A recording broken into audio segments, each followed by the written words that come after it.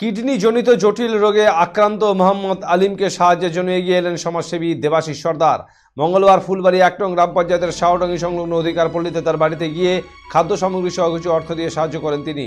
উল্লেখ্য, রাজগঞ্জ ব্লকের শাহডাঙ্গি সংলগ্ন ফুলবাড়ি ১ নং গ্রাম পঞ্চায়েতের অধিকার পল্লীর বাসিন্দা মোহাম্মদ আলিম। তিনি শ্রমিকের কাজ করতেন।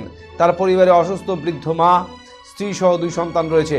মাস তিনেক আগে অসুস্থ হয়ে পড়েন আলিম। চিকিৎসা করে জানতে পারেন তার ২টি কিডনি খারাপ হয়েছে। প্রথমে কিছুদিন ডায়ালিসিস করার পর এখন অর্থের অভাবে সেটিও বন্ধ রয়েছে। চিকিৎসকেরা বলেছেন বাইরে গিয়ে কিডনি পরিবর্তন করার কথা। বেশ কয়েক লক্ষ টাকার প্রয়োজন। কিভাবে এই দিনমজুর পরিবারটি এই অর্থ জোগাড় করবেন তা ভেবে রাতের ঘুম উড়েছে পরিবারের। সাহায্যের আবেদন করেন পরিবারটি। সেই খবর প্রকাশিত হওয়ার পরে সাহায্যের জন্য এগিয়ে আসেন সমাজসেবী দেবাশিস সর্দার। আমি শাহডাঙ্গি অধিকার পল্লীতে এসেছি।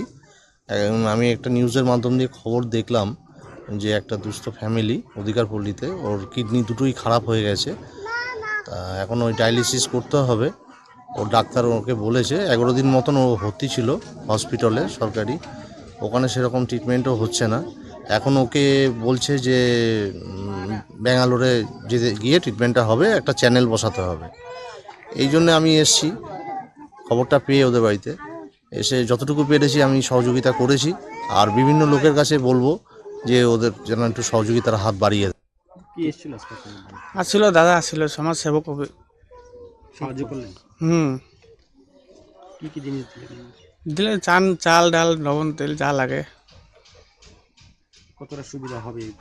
সুবিধা হবে, ভালো সুবিধা হবে। আরও আশা করি যে আরও মানুষের কাছে ব্যবস্থা করে দিবে। আবার কি সমস্যা নিয়ে? সমস্যা, আমার কিডনি দুটা খারাপ হয়ে গেছে।